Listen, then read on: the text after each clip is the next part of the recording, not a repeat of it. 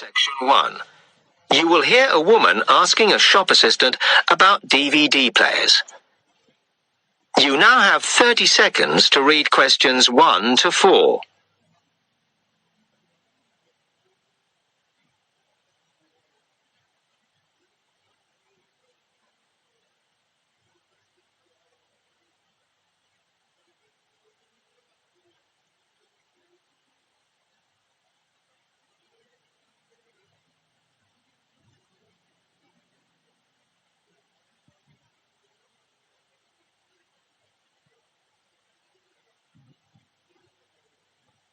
Hello, I'm interested in buying a DVD player. Can you help me, as I don't know very much about them? Of course. We sell quite a range. Actually, we're doing a customer survey at the moment, so I wonder if I could fill in this form about you, and that will actually help me to advise you on the best DVD player for you. Oh, okay. First of all, your occupation. Student. Okay. Then, have you already got a DVD player? No, I've never had one before. Uh-huh. And how much do you think you want to spend on a player? I'm not sure, really. But I have got a budget. My friend said I should allow about £100. But I can't afford over £85, so that's what I'm working on. Mm-hmm. And do you watch DVDs very often? Depends what you mean by often. I don't know what the norm is. Is it about 2 a week? I suppose I watch 3 a month. That's enough for me. Yes. What sort of films do you like watching then? Action movies? Not really. Oh. My boyfriend always insists we watch science fiction movies, but I prefer thrillers. Something to get your teeth into. Okay, just one more. Do you watch other DVDs? Ones that are not films, like music or something?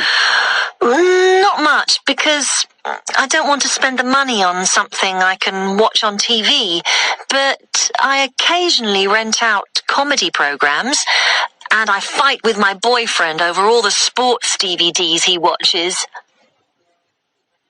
You now have 30 seconds to read questions 5 to 10.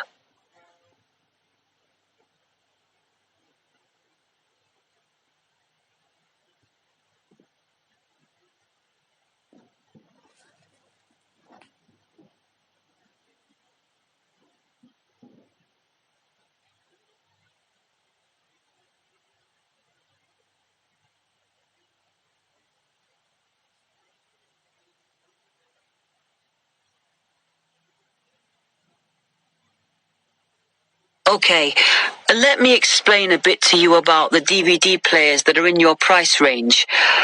First, there's the DB30, which has only got basic features, but it is a bargain at £69.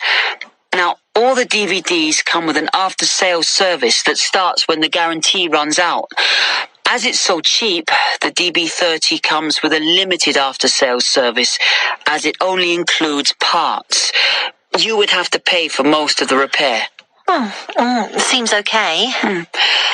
Then, a slight grade up from that is the XL643. This comes with an additional feature in that it has an extra button allowing you to record. That's quite useful. Oh, yes.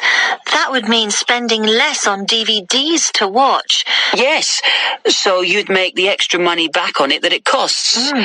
Let me see how much it is. Yes, that one's actually reduced at the moment from £79 to £71.99. Oh. I think it's worth the extra myself.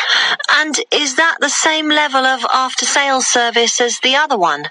Well, you get a bit more for your money because what we're offering is a discount on labour. So you don't pay the full price if you have to call an engineer out. I see. Then the last one is this Tri-X24. It's a very good player, and you can use it to listen to your CDs as well as watch DVDs. It looks nice, but I bet it's expensive. No, it's not top of the range. Let's see. Yes, it's £94. But what you have to remember is that that includes insurance, so you don't have to pay extra for that. And it comes with a guarantee that's valid for 3 years, as opposed to the usual one. What do you think? Maybe.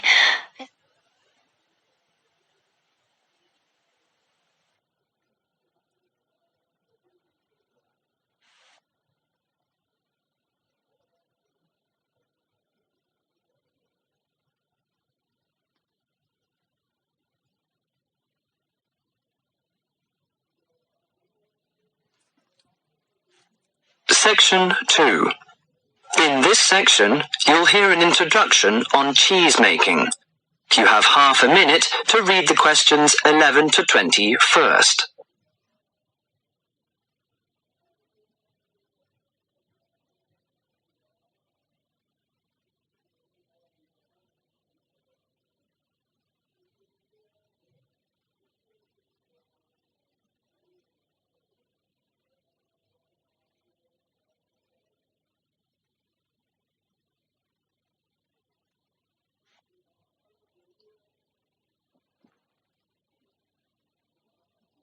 Now listen to the monologue carefully and answer questions 11 to 20. Cheese is one of those foods that we tend to take for granted as always having been with us. And it's odd to think that someone somewhere must have discovered the process to make cheeses. That takes place today. In the studio to tell us all about it is Monica Maxwell. Today, we all know that the process of making cheeses takes place when microorganisms get into milk and bring about changes in its physical and biochemical structure. Well, obviously, we don't know who discovered the process, but it's thought that it came from Southwest Asia about 8,000 years ago. In the early time, there were mainly 2 types of cheeses. One of them was rather tasteless and bland, in the case of the so-called fresh cheeses, which are eaten immediately after the milk has coagulated. And another one was rough-tasting and salty, in the case of the ripened cheeses, which are made by adding salt to the soft fresh cheese and allowing other biochemical processes to continue so that a stronger taste and a more solid texture resulted. The ancient Romans changed all that. They were great pioneers in the art of cheese making, and the different varieties of cheese they invented and the techniques for producing them spread with them to the countries they invaded. This spread of new techniques took place between about 60 BC and 300 AD. You can still trace their influence in the English word cheese, which comes ultimately from the Latin word Caseus, that's C-A-S-E-U-S. At this stage in history, people weren't aware in a scientific way of the role of different microorganisms and enzymes in producing different types of cheese, but they knew from experience that cheese's tastes were relevant to something. If you kept your milk or your pre-cheese mixture at a certain temperature or in a certain environment, things would turn out in a certain way. In the 19th century, with the increasing knowledge about microorganism, there came the next great step forward in cheese making. Once it was known exactly which microorganism was involved in the different stages of producing a cheese and how the presence of different microorganisms affected the taste, it was possible to introduce them deliberately and to industrialize the process. Nowadays, cheese is made on a large scale in factories, although the small producer working from his dairy farm continued to exist and still exists today. Cheesemaking moved very much into the world of technology and industrial processes, although because the aim is still to produce something that people like to eat, there's still an important role for human judgment. People still go round tasting the young cheese at different stages to see how it's getting on, and may add a bit of this or that to improve the final taste. Whatever the scale of production, there is still room for the development of art alongside the technology. That is the end of section 2.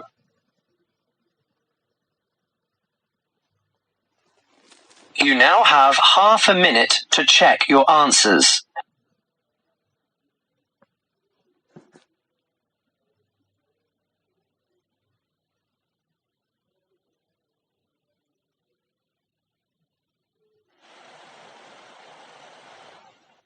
Now turn to Section 3.